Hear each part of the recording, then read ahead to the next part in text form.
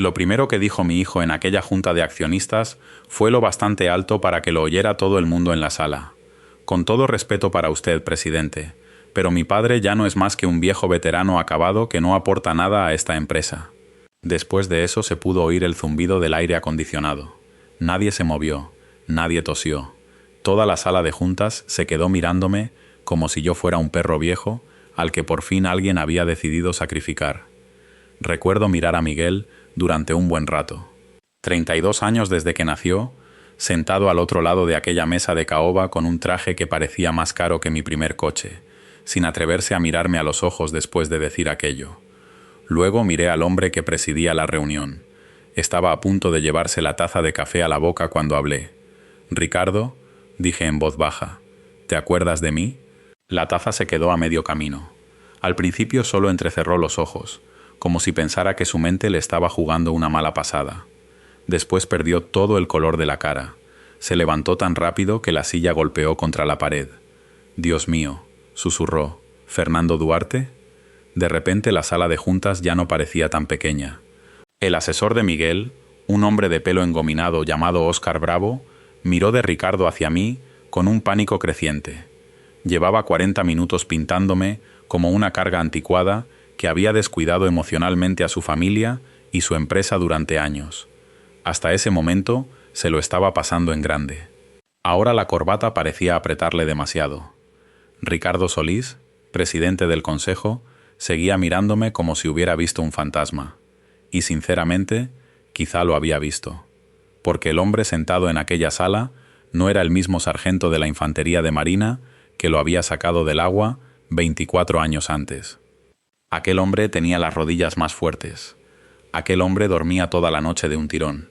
Aquel hombre todavía creía que volver a casa después de servir a su país significaba que, tarde o temprano, la vida volvería a tener sentido. El secretario del consejo carraspeó incómodo. «Señor presidente». Ricardo parpadeó con fuerza y volvió a sentarse despacio, aunque sin apartar los ojos de mí. «Hacemos un receso de 15 minutos», dijo de inmediato. Carmen, mi mujer, por fin parecía confundida. Su hijo, sentado a la cabecera de la mesa, parecía aterrado. Y yo me quedé allí sentado en silencio, con las manos entrelazadas, sintiendo cada uno de mis 68 años asentarse en mis huesos. Ese fue el momento en que mi familia empezó a comprender que quizá no conocían del todo al hombre con el que habían crecido. Pero para explicar cómo llegamos hasta ahí, tengo que retroceder un poco. Crecí a las afueras de San Fernando, en Cádiz, en un pueblo donde casi todas las familias tenían a alguien vinculado a la Armada. Mi padre sirvió en el Sáhara. Mi hermano mayor murió en un accidente durante unas maniobras en 1970. Cuando terminé el instituto, alistarme en la infantería de marina no me pareció una decisión. Me pareció gravedad, algo inevitable.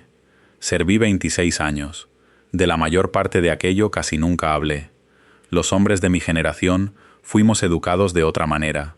Uno cargaba con las cosas en silencio, sobre todo con las cosas feas. A Carmen le encantaba eso de mí, al principio. Nos conocimos en 1989, en una fiesta parroquial en Jerez de la Frontera. Se rió de uno de mis chistes malísimos sobre el pollo asado que se me había quemado, y recuerdo pensar que tenía la sonrisa más cálida que había visto nunca. Entonces no le importaba que yo condujera una furgoneta vieja con el guardabarros oxidado. No le importaba que mi uniforme de gala fuera más viejo que algunos de los marineros a mi mando. Decía que le gustaba que la hiciera sentir segura, y durante mucho tiempo fuimos felices. No felices de película, felices de verdad.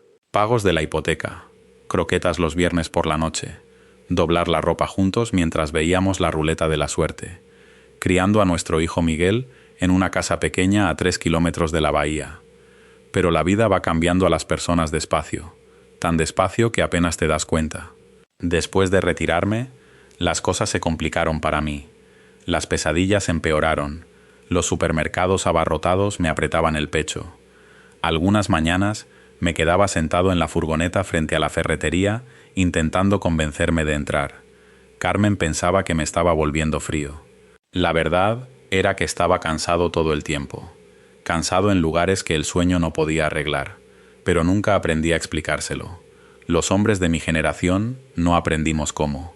Así que, En vez de eso, me quedé callado, y el silencio puede pudrir un matrimonio con la misma seguridad que la crueldad.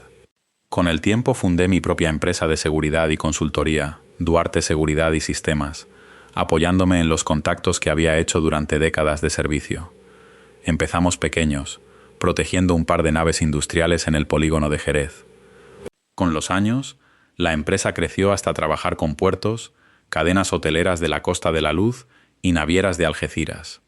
Muchos de esos primeros clientes no firmaron contrato con una empresa, sino conmigo. Capitanes de puerto que habían servido, directores de hotel veteranos de la Armada, gerentes de naviera que confiaban en mi palabra antes que en cualquier informe de auditoría. Miguel se incorporó joven, primero como comercial, después como director de operaciones y por fin como consejero delegado, mientras yo pasaba a ser presidente honorífico, más una figura simbólica que otra cosa. Carmen empezó a pasar más tiempo con las mujeres de la inmobiliaria donde trabajaba. Gente con más dinero, gente del club náutico, mujeres cuyos maridos tenían concesionarios de coches, bufetes de abogados o chalets en la playa. Al lado de ellas, creo que empezó a sentirse avergonzada de mí, un viejo veterano que ayudaba en la hermandad de veteranos y llevaba siempre la misma chaqueta marrón. Las cosas empeoraron después de que Miguel se instalara en Madrid para buscar inversores para la empresa. La casa se quedó demasiado callada. Carmen empezó a criticar primero cosas pequeñas, cómo masticaba, cómo doblaba las toallas, el hecho de que siguiera conduciendo mi vieja furgoneta en vez de comprarme algo más respetable. Y en la empresa, los asesores externos empezaron a susurrarle a Miguel que un fundador anclado en el pasado espantaba a los inversores modernos, que hacía falta una imagen más joven, más digital, más ambiciosa.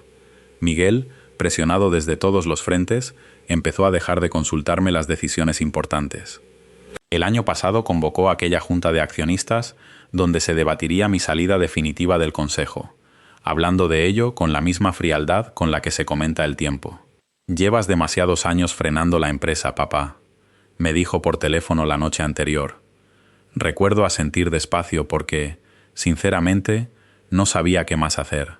Se sobrevive mejor a un mortero que a algunas conversaciones.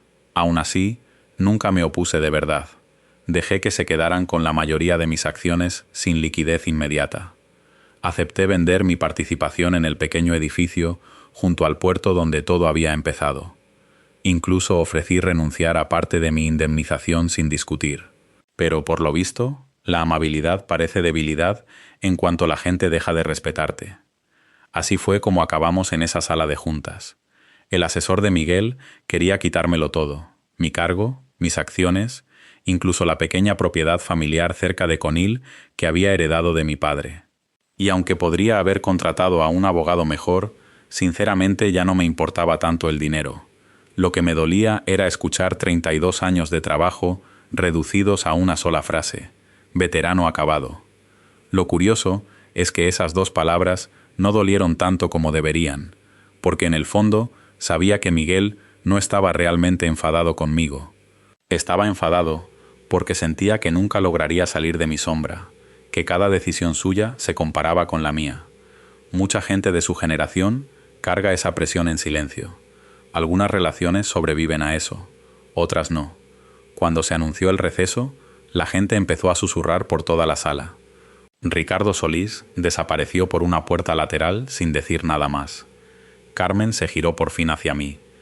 ¿De qué iba eso?, preguntó con cautela. Me encogí de hombros. Recuerdos viejos. Óscar Bravo intervino rápido. «Señor Duarte, ¿conoce usted personalmente al presidente del consejo?» «No mucho», respondí con sinceridad. Era técnicamente cierto. No conoces de verdad a un hombre cuya vida colgó una vez de tu brazo en el agua negra de una riada a las 2 de la madrugada. Simplemente lo recuerdas para siempre. Bravo tragó saliva con dificultad. ¿Deberíamos preocuparnos por un conflicto de intereses en la presidencia? Casi me río, porque si había algo en lo que Ricardo Solís creía más que en la gratitud, era en la imparcialidad. Ese hombre había construido toda su carrera sobre eso. Unos minutos después, las puertas de la sala se abrieron de nuevo. Ricardo entró más despacio esta vez, más viejo de lo que recordaba, con el pelo canoso, gafas de leer y un ligero cojeo en la pierna derecha. La vida nos alcanza a todos tarde o temprano, pero cuando volvió a mirarme, vi al mismo joven abogado de 24 años atrás, asomando detrás de esos ojos cansados. Y de repente comprendí algo importante. Aquella votación ya no iba a tratar de venganza, iba a tratar de la verdad. Ricardo se ajustó las gafas y recorrió la sala con la mirada antes de volver a hablar. Antes de continuar, dijo: «Necesito una breve conversación privada con el señor Duarte en mi despacho». Óscar Bravo se puso de pie de inmediato. «Señor presidente, debo objetar». «Puede objetar», dijo Ricardo con calma, «pero lo voy a hacer de todas formas». Aquello dejó la sala en silencio absoluto. Seguí al secretario por un pasillo estrecho decorado con fotografías desvaídas de antiguos presidentes de la empresa matriz. El edificio olía a papel viejo y a café que llevaba demasiado tiempo en la cafetera. Me recordó a los cuarteles donde había pasado media vida. El despacho de Ricardo era más pequeño de lo que esperaba. Libros por todas partes, fotos familiares enmarcadas, un pequeño faro de cerámica junto a la ventana. En cuanto la puerta se cerró detrás de nosotros, se quedó mirándome. Luego negó despacio con la cabeza. «Que me aspen», susurró. Durante un segundo, ninguno de los dos habló. 24 años desaparecieron entre nosotros como el humo. «Has envejecido, Fernando», dijo por fin. Sonreí suavemente. «Somos dos». Entonces pasó algo que no esperaba. Ricardo se acercó y me abrazó. No fue un abrazo formal ni educado, fue de verdad. El tipo de abrazo que solo se dan los hombres mayores cuando las palabras ya no bastan. «Me salvaste la vida», dijo en voz baja. Bajé la mirada hacia la alfombra. «Hace mucho tiempo. Para mí no». Volvió despacio detrás de su mesa y se sentó, todavía observándome como si no pudiera creer que yo fuera real. «Te busqué después», admitió. «Durante años, la verdad». Aquello me sorprendió. «¿En serio? Desapareciste». Me encogí levemente de hombros. Me destinaron a otra base al oeste después de la riada. Después vinieron más misiones. La vida siguió. Ricardo asintió despacio. La vida siguió. Esa frase pesa mucho más cuando pasas de los 60. Se recostó en su silla. «¿Te acuerdas de aquella noche?» Sonreí cansado. «Cada vez que llueve fuerte». Y así, sin más, mi mente volvió a octubre de 2002. Un temporal brutal azotó la bahía de Cádiz como una sierra mecánica. Las carreteras se inundaron, la luz se fue, había barcas varadas en los aparcamientos de los supermercados. Aquí todavía se habla de aquel temporal como si hubiera sido ayer. Por entonces yo estaba destinado en el acuartelamiento de San Fernando como sargento, al frente del apoyo de evacuación con una unidad de emergencia de la Infantería de Marina. Ricardo era un joven fiscal por entonces. Ambicioso, listo. Había venido a Cádiz por una investigación de corrupción relacionada con contratos militares. Nada de eso importó en cuanto empezó la inundación. A medianoche las carreteras estaban bajo el agua. Todavía recuerdo las llamadas por radio superponiéndose unas a otras. Familias atrapadas en los desvanes, coches flotando hacia los canales de desagüe, ancianos aislados en las residencias. Caos, caos absoluto. Ricardo se había quedado atrapado con varios civiles cerca del puente Zuazo cuando el agua se llevó su coche. Cuando llegamos hasta ellos, la corriente arrancaba árboles enteros de raíz. Nuestro oficial al mando ordenó retirarse hasta el amanecer. Yo no obedecí. Quizá fue estupidez, quizá instinto. A veces es difícil distinguirlos. Cogí a 2 marineros en una lancha neumática y nos metimos en un agua que parecía más un río que una calle de barrio. Oscuridad total, lluvia golpeando de lado, cables eléctricos chispeando a lo lejos. Encontré a Ricardo agarrado a una señal de tráfico con un brazo mientras sujetaba con el otro a una mujer mayor. Estaba agotado, aterrado, y aún así intentaba mantenerla a flote. Recuerdo gritar: «Sueltas cuando yo te lo diga». Él me gritó de vuelta: «Sin ella no». Incluso entonces lo respeté por eso. Los sacamos uno a uno. La última ola casi vuelca la lancha entera. Me desgarré algo en el hombro subiendo a Ricardo a bordo. Nunca se me curó del todo. Hasta hoy, el frío todavía me lo enciende como si fuera una bengala. De vuelta en el despacho, Ricardo abrió un cajón y sacó algo envuelto con cuidado en una tela. Al desdoblarlo, vi mi vieja moneda conmemorativa de la Infantería de Marina descansando en su palma. La miré en silencio. No la había visto en más de 20 años. Me la diste en la ambulancia, dijo. Me dijiste que sobrevivir significa que después le debes algo al mundo. Sonreí levemente. Suena a algo que yo diría. Me cambió la vida. Y no exageraba. Con los años había visto su nombre en los periódicos de vez en cuando.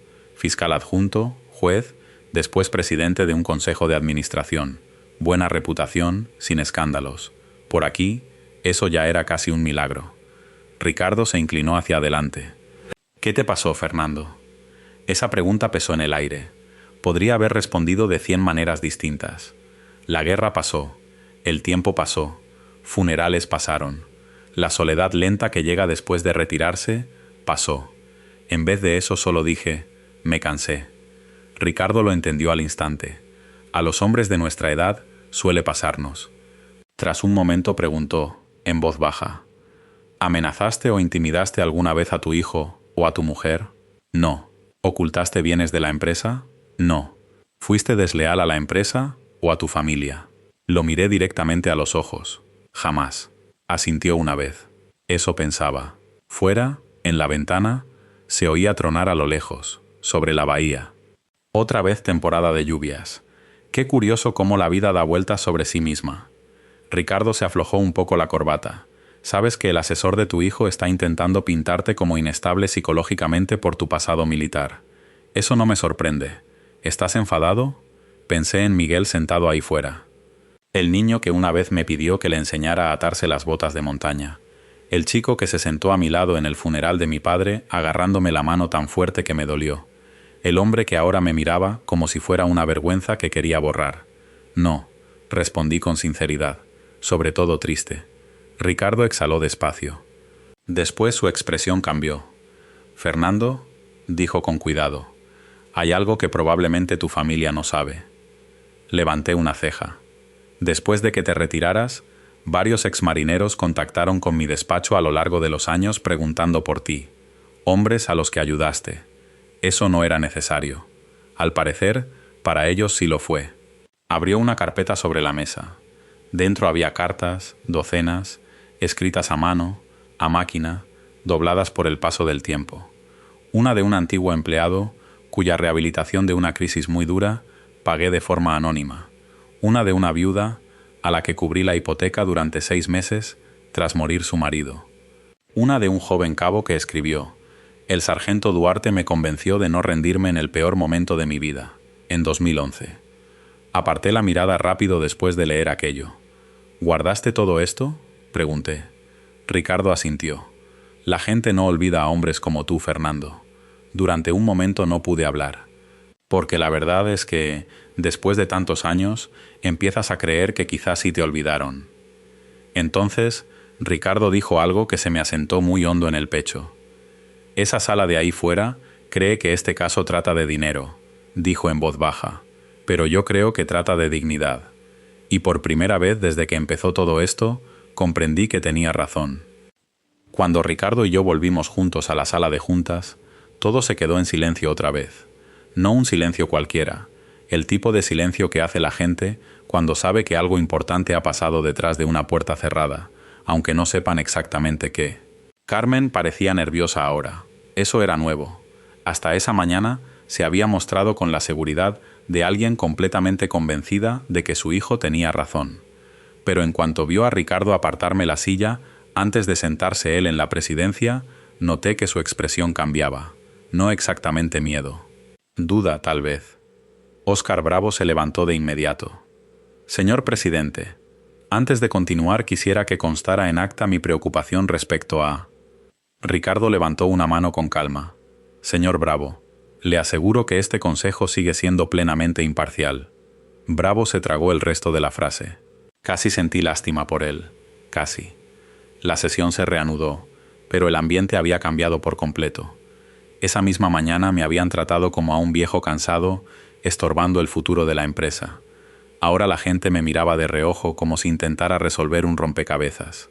Es curioso lo rápido que cambia el respeto en cuanto la gente cree que importas. Se retomó el debate con las cuestiones financieras primero. Valoración de acciones, indemnización, plan de sucesión. La aritmética fea de siempre, en la que se convierte una empresa familiar cuando el cariño se agota. Pero bajo todo aquello, la tensión seguía creciendo. Finalmente, Bravo decidió intentarlo otra vez conmigo. Señor Duarte, empezó con suavidad, ¿estaría de acuerdo en que su distanciamiento emocional a lo largo de los años contribuyó al deterioro de su relación con la empresa y con su familia? Es justo, respondí con calma. Pareció sorprendido de que lo admitiera tan fácilmente. ¿Y estaría de acuerdo en que sus experiencias militares le dejaron dañado psicológicamente? Ricardo levantó la vista con brusquedad ante esa formulación. Respondí de todas formas, sí. La sala se quedó callada. Bravo siguió adelante, envalentonado. Entonces, ¿admite que se volvió incapaz de participar plenamente en su papel de padre y de fundador? No, dije con firmeza. He dicho que cargué con un daño. Juntó las manos con gesto teatral. ¿Cuál es la diferencia? Miré a Miguel un instante antes de responder. La diferencia es que sigo queriendo a mi hijo y a esta empresa cada día de mi vida. Aquello golpeó más fuerte de lo que pretendía. A Carmen se le llenaron los ojos de lágrimas al instante. Bravo cambió de estrategia rápidamente. El cariño sin comunicación también puede convertirse en abandono, ¿no es cierto? No se equivocaba. Esa era la parte que dolía. Asentí despacio. A veces, sí. El asesor se giró hacia Ricardo como si acabara de marcar un punto. Pero entonces pasó algo que nadie esperaba. Carmen habló. Ya basta. Todos se giraron hacia ella. Hasta Bravo pareció desconcertado. Carmen se enderezó en su asiento, apretando un pañuelo entre las manos. «Llevas hablando de mi marido como si fuera un monstruo», dijo en voz baja. «Y no lo es». Bravo parpadeó. «Señora Duarte». «No». Le tembló la voz. Por primera vez desde que empezó todo aquello, sonaba cansada en vez de furiosa. «¿Quieren saber la verdad?», continuó. «Fernando no fue cruel. Fernando no fue negligente. Fernando no fue perezoso. Tragó saliva con esfuerzo. Simplemente dejó de dejar que nadie viera cuánto dolor sentía». La sala se quedó en absoluto silencio. Sinceramente, creo que todos dejamos de respirar un segundo. Carmen se secó los ojos y siguió, y yo dejé de intentar entenderlo. Bravo parecía horrorizado, porque su propia clienta estaba desmontando el caso. Ricardo se recostó en silencio, dejándola continuar. «Pasé años comparando mi vida con la de otras mujeres», admitió Carmen. «Mujeres con maridos más ricos, casas más grandes, viajes más lujosos». Me miró entonces, y en algún momento me olvidé de con quién me había casado. Me quedé mirándola sin decir nada, porque después de tanta amargura, tanta frialdad, escuchar eso casi me rompió. No de victoria, de pena. 32 años son mucho tiempo para perder. Bravo intentó recuperar el control. «Señora Duarte, quizá deberíamos volver a centrarnos en las cuestiones financieras». «No», lo interrumpió otra vez, con suavidad. «Creo que quizá las cuestiones financieras son la razón por la que hemos acabado aquí». Después dijo algo que nunca esperé escuchar. «Fernando vendió su moto en 2009, para que la empresa pudiera pagar las nóminas durante la crisis». La sala entera se removió un poco. Bravo, frunció el ceño. «¿Qué relevancia tiene eso? Porque yo ni siquiera lo sabía», dijo mirándose las manos. «También trabajó de noche haciendo vigilancia extra en un polígono industrial durante meses.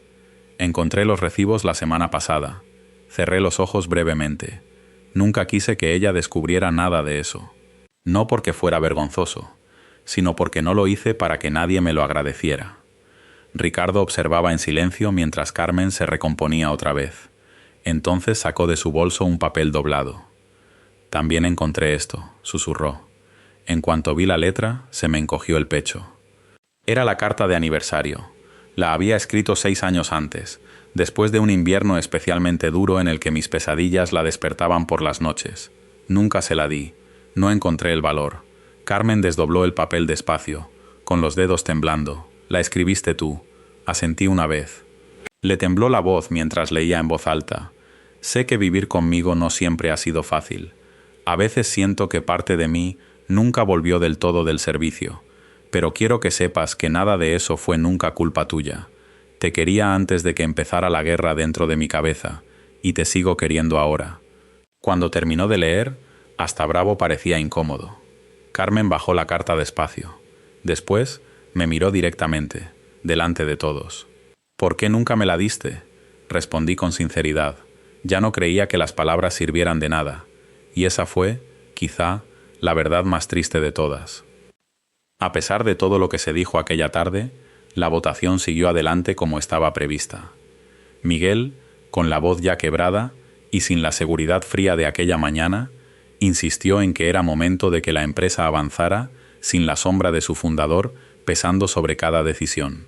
El consejo, dividido, terminó aprobando mi salida como presidente honorífico por una mayoría estrecha. Ricardo se abstuvo, alegando el conflicto de intereses que él mismo había negado horas antes, aunque creo que en realidad no soportaba la idea de firmar algo así con su propia mano. Firmé los papeles la semana siguiente en una notaría de Jerez, sin abogados, sin discusiones. Miguel no vino. Envió a Bravo con una carpeta y una sonrisa incómoda. Los meses que siguieron fueron extraños. Volví a pasear por el paseo marítimo de San Fernando cada mañana, esta vez sin corbata, sin reuniones, sin nada que demostrarle a nadie. Carmen y yo empezamos, despacio, torpemente, a hablar de verdad por primera vez en años. No arreglamos todo de golpe, eso solo pasa en las películas, pero al menos volvimos a sentarnos juntos a doblar la ropa mientras veíamos la televisión, y eso, para nosotros, ya era mucho. 6 meses después de aquella junta, Ricardo me llamó una tarde de viernes, esta vez no como presidente del consejo, sino simplemente como amigo. Me preguntó si había hablado con Miguel últimamente. Le dije que no demasiado. Entonces me contó, con cuidado, que Duarte Seguridad y Sistemas había perdido 11 clientes en ese último semestre, no clientes pequeños. El puerto de Rota había renovado con otra empresa después de 20 años. 2 cadenas hoteleras de la Costa de la Luz se habían ido detrás.